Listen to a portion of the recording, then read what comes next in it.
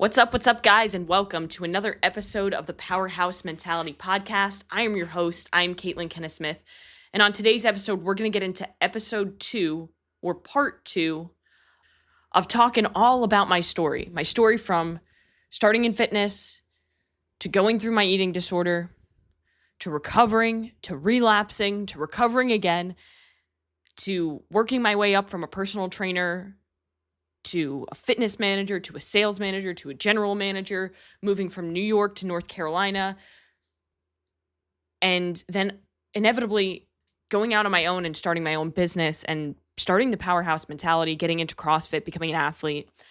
And it's a hell of a journey. So I want to make sure that I'm sharing the journey with you guys because, as I discussed on the last episode, I've shared it in one episode, and I think I actually did part 1 and part 2 of my eating disorder recovery, but I never really took the time to split it up into mini segments where I can really delve into a lot of detail and really help you guys understand like my experience and help you guys understand that the journey is a mess and the journey is the only way for you to grow.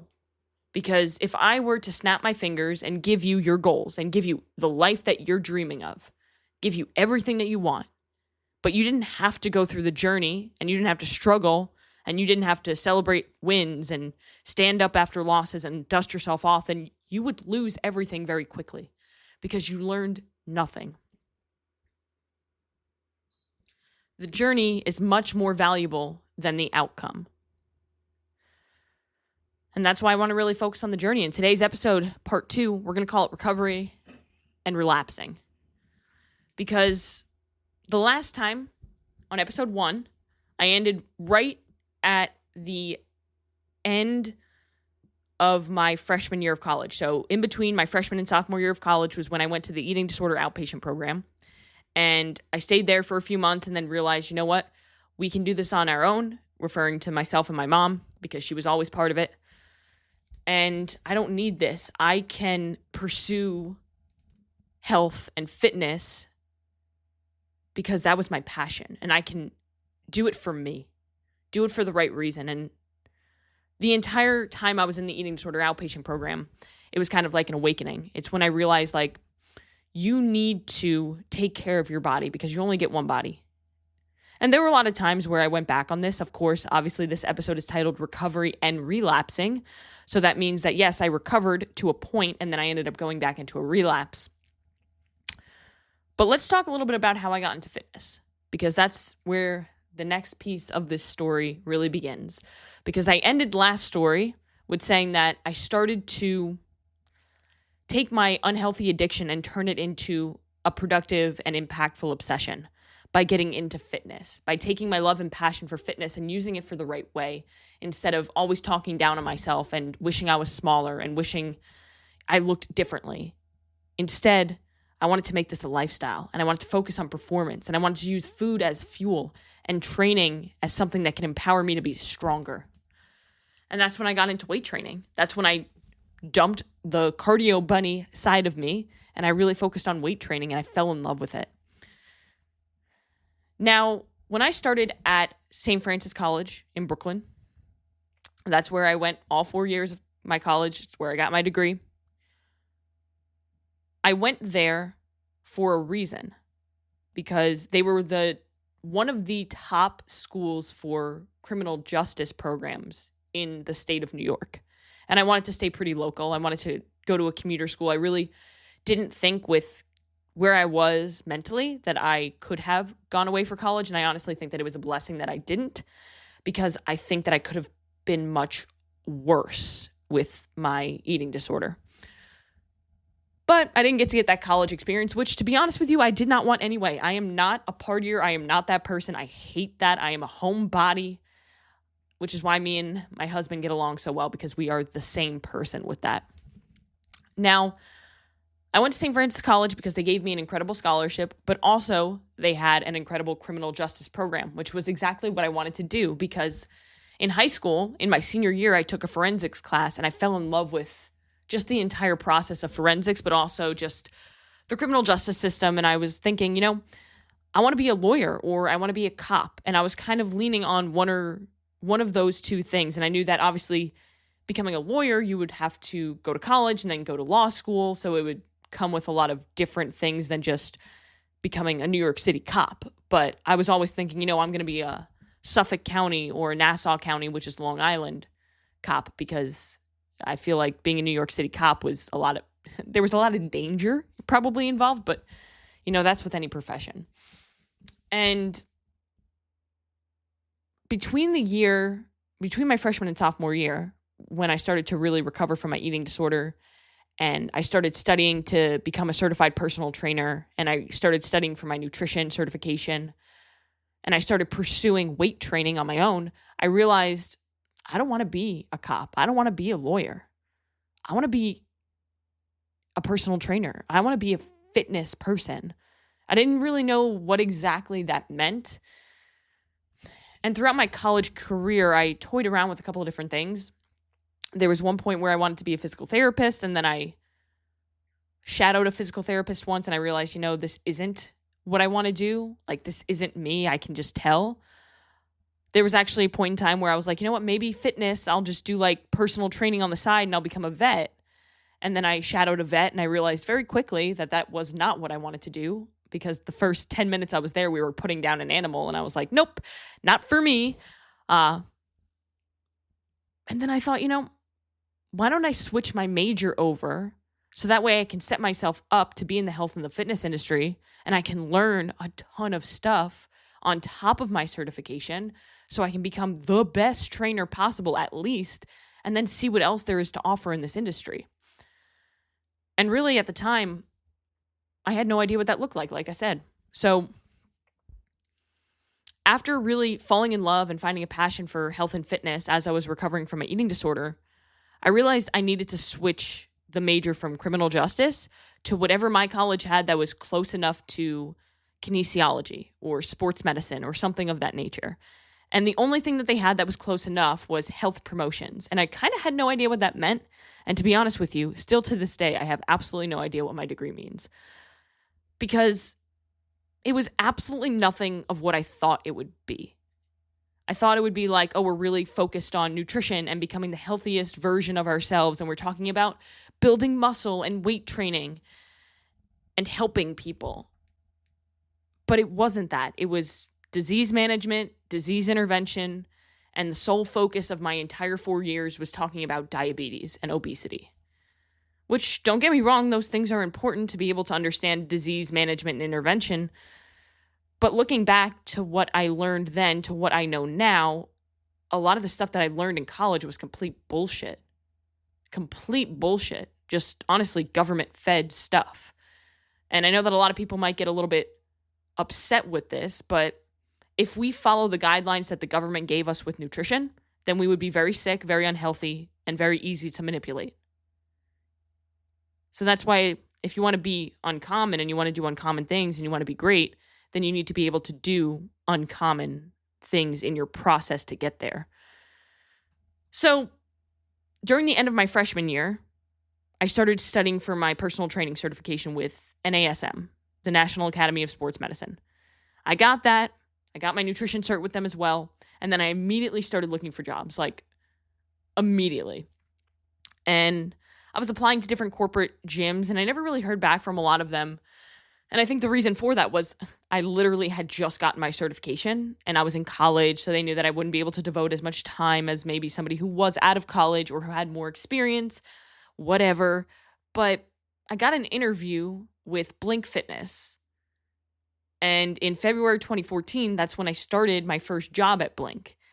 And I need to give a shout out to the general manager at the time. His name was Isaac. And Isaac gave me a chance. I remember that interview so vividly because I was so fucking nervous. It was my first real job interview that I cared about. I was a babysitter. I worked in an Italian nightstand at one point, and those things were just like, hey, I'm just working to get some money. But it wasn't like, okay, this is the first stepping stone in the career that I really want to be in. And I met with Isaac, and it was a brand new gym that opened up on Flatbush Avenue in Brooklyn at the Brooklyn Junction. And I was fresh. I was young. I had zero experience, but I clearly had a passion and a drive for this fitness thing. and he took a chance on me. And I fell in love with that job. I fell in love with that gym. It really became my first home. And I worked there for about a year before moving on to a different gym, New York Sports Club in Wall Street, because in my head, Blink was like the first stepping stone, because it was like, $10 a month gyms, very similar to like Planet Fitness. And then I thought, okay, New York Sports Club is like the next level. And then after that would be either a Crunch or Equinox. Equinox was like the top tier, or Lifetime. But Equinox was like what I had my heart set on. I think the Equinox in Manhattan is like $500 a month or something unbelievably insane. So I was like, if I can become a personal trainer at Equinox, that's when I've made it. So in my head, I wanted to be at Blink, be at New York Sports Club, and then eventually get to Equinox. So New York Sports Club is kind of like that mid-tier option. And working in Manhattan and working on Wall Street, I knew was going to be an incredible opportunity for me. But unfortunately, it did not play out that way. But we'll get into that a little bit later. When I first started working at Blink, I started doing the 5 a.m. shifts. So I would get up at like 3:45, catch the 4 a.m. bus. It was about a 45-minute bus ride to Brooklyn. And I would get there for the gym to open at 5. I would do a shift from like 5 to 9 or 5 to 10. I would go to class. I'd come back to the gym. And my college was about a 25, 30-minute train ride from the gym. So I would get on the train, go to class, get back on the train, work out, work another shift later in the evening, depending. And then I would sometimes go back to class, or then I would go home. So I literally lived at the gym or at school. I was home just to meal prep and just to sleep, basically. And then over time, I started to shift that schedule when I started to like earn my stripes, we'll say. And I started to work out at 5 a.m. And I started to work out at 5 a.m. Then I would work, go to class, come back and work, and then go home. And at Blink, I had a couple clients, but I never really was super successful. But everybody in the gym knew me. Everybody in the gym actually, in fact, called me the skinny white girl. That was my tagline by many people. But I met a lot of incredible people at that gym. Not just my coworkers, who helped influence me a lot because I was the youngest person on staff. And I learned so much from the trainers there, from the management team, but also from the members. And there were a lot of members who really like took me under their wing and were showing me like the ways of trying to gain muscle and trying to weight drain the proper way and recover the right way. And it's funny because back when I started weightlifting, it was like, go as hard as possible for as long as possible, eat as little as possible, and then all these people were telling me, like eat a lot of protein, make sure you're fueling for your sessions, make sure you're recovering, sleeping, hydrating. Make sure you're not going too hard and that you're balancing out like enough volume. And I learned so much from members. And that was the first gym I ever made my home. And I learned so much from everybody there. So I was there for about a year. And during that time, I actually competed in my first bodybuilding show. So in October of 2015, I did the Brooklyn Grand Prix. And it was my first bikini competition. And I started prep for that about 16 weeks prior. And I made the decision because I'd fallen in love with fitness. And everybody on fitness social media, on YouTube, on YouTube and Instagram, they were doing shows. They were doing physique shows if they were a dude, or bodybuilding shows, or they were doing bikini competitions if they were female. And I was like, you know what? This could be something that I really find passion with, because I like competing. I wanted to do something competitive. And I was like, well, this is my opportunity, because if I'm doing bodybuilding and I'm falling in love with weight training, then this is the next step. I didn't realize, you could have done powerlifting, or like now CrossFit, which is what I'm doing competitively. But at the time, I laughed at CrossFit. I was the person who was like, they don't even know how to do pull-ups. If only I knew what I know now. But I did my first competition, and I did it by myself. I didn't hire a coach. I just prepped myself from doing my own research. And, I was like, I'm a trainer. I can do this. But it's a lot different when you're prepping yourself for a show versus having somebody be not emotional. Because if you're in it, and you're depriving yourself of calories, you're training a lot, you're doing a lot of cardio, and you're on prep for a show, your brain isn't functioning the right way. And you have a lot of like body dysmorphia, and you have a lot of just issues that you're dealing with. And it's very helpful to have a coach who can look at things objectively and say, you know, we need to increase calories, we need to decrease cardio. In my head, the only way to prep was, okay, I'm going to start 16 weeks out, and little over little, I'm going to decrease the amount of carbs and fats that I'm eating, and I'm going to increase the amount of cardio that I'm doing. So that's exactly what I did. And by the time my show came around, I was literally just eating like protein and vegetables. And I remember stepping on stage, and the critique that I got from them was, she's too skinny, doesn't have enough muscle. Gotcha. And I couldn't for the life of me get a pump on stage. Like, I was flat as fuck. And being flat means basically like your muscles aren't full of glycogen, which glycogen comes from glucose, which comes from carbohydrates. So it's no wonder that I couldn't get a pump, because I didn't have any sodium, I wasn't drinking any water, and I was depriving myself of carbs. So the next day when I went and had my cheat meal, you know, your big old cheat meal after competing, I went to IHOP and I had like a stack of chocolate chip pancakes, because IHOP was my place during that time of my life. Like, I loved going to IHOP and getting chocolate chip pancakes on my cheat days, which I did once a week. And I remember taking a photo in the bathroom after I finished the pancakes, and I was like, I am shredded. I was like sick pump. Like, it was unbelievable. And I was like, you know, if only I looked like this the day before. But it is what it is. I learned a lot from that experience, and it's something that I think really helped me with my discipline. But I would never do it again. But I did end up doing it again. I did it a little bit differently, but that's, again, for another episode. I did 2 competitions. This was my first. So October 2015 was my first competition. And after that, I drowned. I drowned in my eating disorder. I fell back into it. And this time it was worse. And this time it was worse because I was training at the gym instead of doing Beachbody programs in my home. And I was away from home a lot. So I could easily have said to my mom, yeah, I ate dinner when I had an apple. That's dinner, right? Because when I came off the competition, I had no plan. I didn't have a reverse dieting plan, which would have been necessary. I wasn't working with a coach, so I didn't have anybody to kind of hold my hand through the process.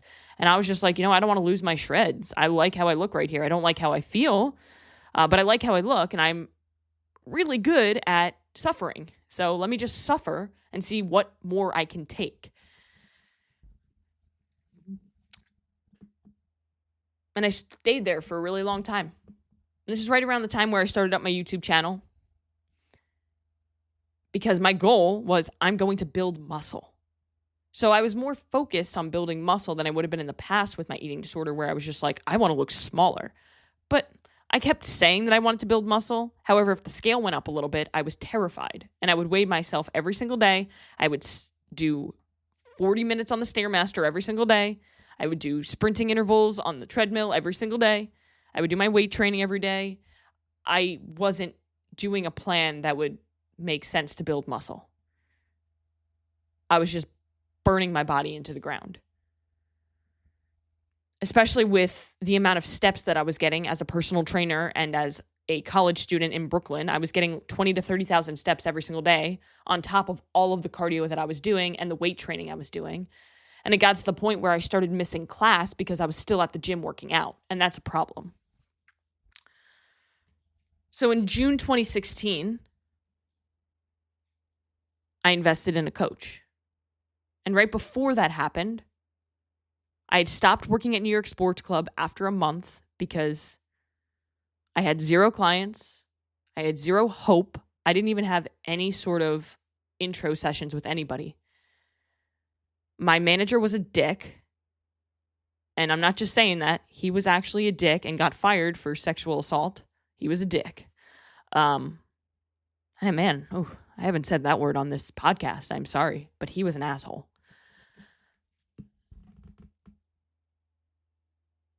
So I worked there for a month. And then in my junior year, in my second semester of my junior year of college, we were asked for a class to create a LinkedIn account. So I created a LinkedIn. And I got a message from Ty, who was the fitness manager at Crunch in Fort Greene, Brooklyn. And I was like, oh, well, this isn't too far from where I go to school. It's like 2 stops on the subway away. This would be a really cool opportunity for me. So right around that time, when I invested in a coach, I also started working at Crunch. And Crunch was my home. Crunch was my home for a pretty long time. I stayed there up until when I left New York to go to North Carolina.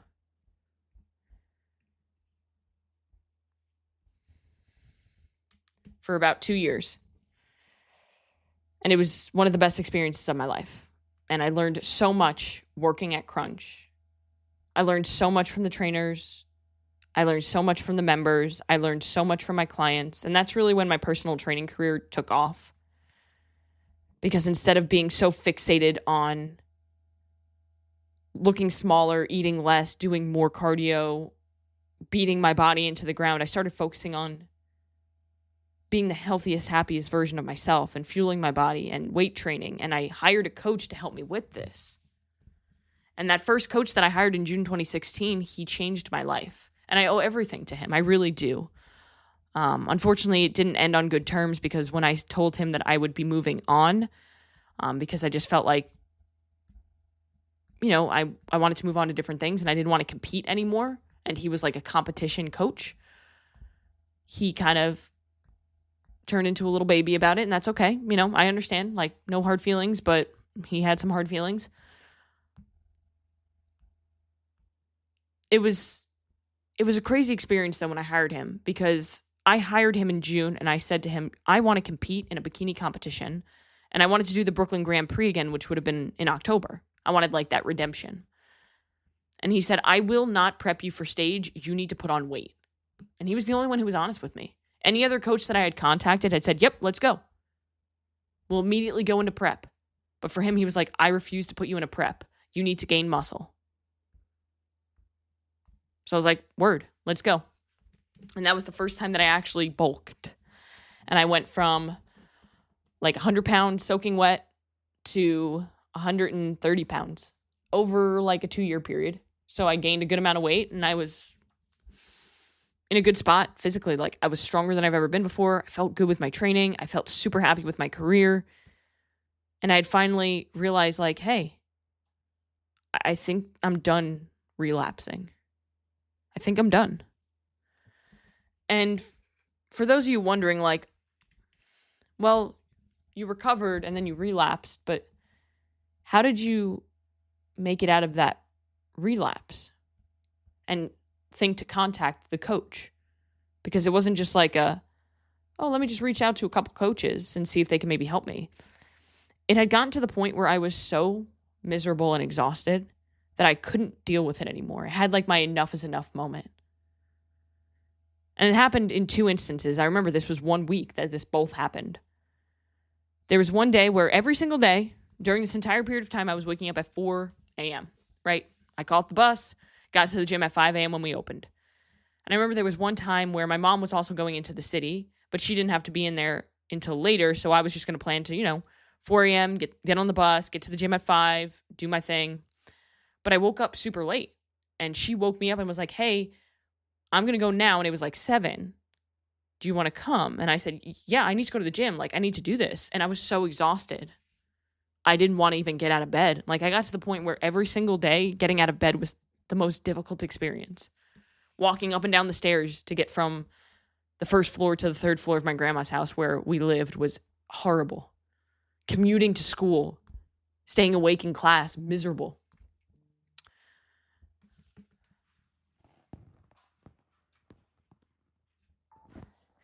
And I remember we got on the bus and she sat next to me and I put my sunglasses down, put my hood up. I leaned my head on the window the entire bus ride, and I just sobbed silently to myself because of how exhausted I was, thinking about the workout that I was just about to do and the pain that I was going to have to put myself through because I couldn't stop. It just kept getting worse and worse. Like, it started with the hour of treadmill sprints, and then it was an hour of treadmill sprints on top of my weight training. Then let's throw on 40 minutes on the Stairmaster to finish it off. And then let's do some battle rope intervals and some core work. It got ridiculous. It got to the point where I hated training and I hated fitness, and I was miserable. And I just cried on the way to the gym. And I cried throughout basically that entire workout as I just drug my body around because it didn't want to do anything. And then a few days later, I woke up at the time that I was supposed to, got on the bus at 4 a.m., and I fell asleep on the bus. And all that I can remember is waking up at the last stop to the bus driver waking me up and saying, "Oh, I thought you were dead for a second." And I remember thinking to myself in that moment, I wish I was. Also, around that same time, I had multiple nights where I would go to bed and my chest hurt so bad that I thought I was going to die. And honestly, I got to the point where I was okay with that because I just wanted the pain to stop that I was in. So the reason why I made the choice to recover again and to get out of that relapse was because I was so tired and I was so sick and I was so miserable, I couldn't take it anymore. And I didn't want to quit because I don't quit. I don't quit. I didn't want to quit on my life. But I knew that I couldn't do it alone. And that's why I reached out to coaches and I reached out to my coach and hired him because I knew that it was going to be a big investment, and it was, but it was the best investment I ever made. And since then, I haven't looked back. I've always had a coach. And over the last, 2.5 years, I've had Eric as my coach, and he's been a blessing in my life, and I couldn't ask for anybody better. So for those of you who know you're in a spot where, man, I want to make a change, but I'm not sure if I can do it alone, make the investment. No matter how big that investment is, make that investment because it's fucking worth it. And if you need help, I am a coach, right? But this is where I'm going to end the episode today. Recovering, relapsing. We went through the journey. On the next episode, I'm going to graduate from college, so you'll get to see that. But first, we got to get through senior year because that was a tough year for me. But I hope that you guys are finding value from the story and that you're enjoying it. And I hope that you're learning lessons from it. And the biggest lesson that I want you to take away from today is no matter how dark things seem, no matter how far down on rock bottom you are, you can move forward. You can recover. You can keep going. Even when you feel like there's no light at the end of the tunnel, the best part about being at rock bottom is that there's nowhere to go but up. And that might be cliche, but it's fucking true. So go out and do one thing that's going to take you one step closer to where you want to be.